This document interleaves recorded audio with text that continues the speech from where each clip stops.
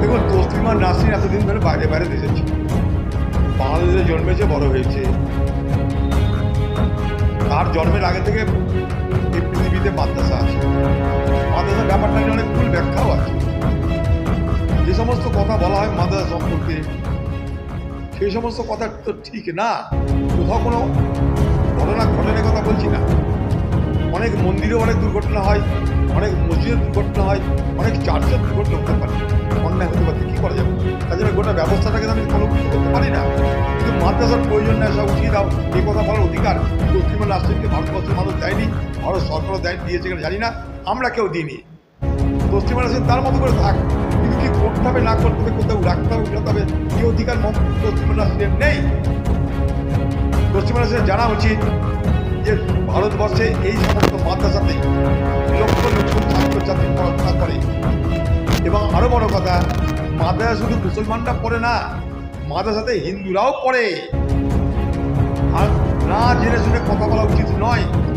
আরও বলে রাখি, ভারতবর্ষের প্রথম রাষ্ট্রপতি ডক্টর রাজেন্দ্র প্রসাদ, জেনে রাখুন সবাই, সে মাদ্রাসার ছাত্র ছিল।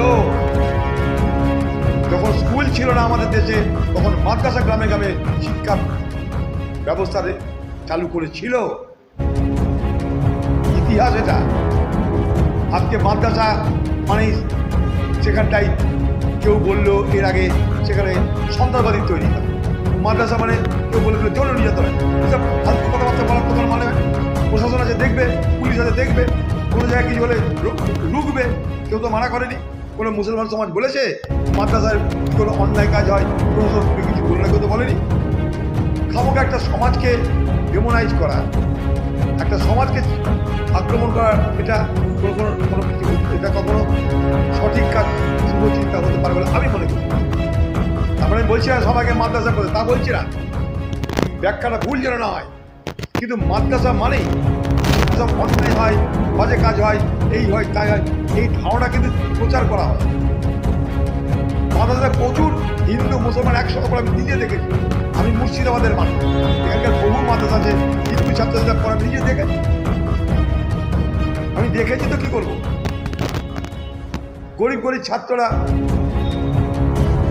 স্কুলে পাঠানো ক্ষমতা নেই বাবা মায়ের, সেখানে যেন পাঠাচ্ছে। প্রত্যন্ত গ্রামে রাস্তা নাই, ঘাট নেই, সুযোগ নেই, পাঠাচ্ছে। কেউ তো বলেনি তাদেরকে আরো ভালো শিক্ষিত করার বাধা, তাতে তো বলছে না। মাদ্রাসার আমি অ্যালার্জি কেন পেয়ে যাবো? দেশে তো টোলও আছে, সরস্বতী শিশু মন্দিরও তো আছে, কী করা যাবে? চলুক সব। আমাদের সংবিধান বলছে যে প্রত্যেকটা ধর্মের নিজের নিজের কালচার আছে, সেই কালচার অনুযায়ী তারা শিক্ষা দিতে পারে, তারা চলতে পারে। আমরা কী করবো সেখানে?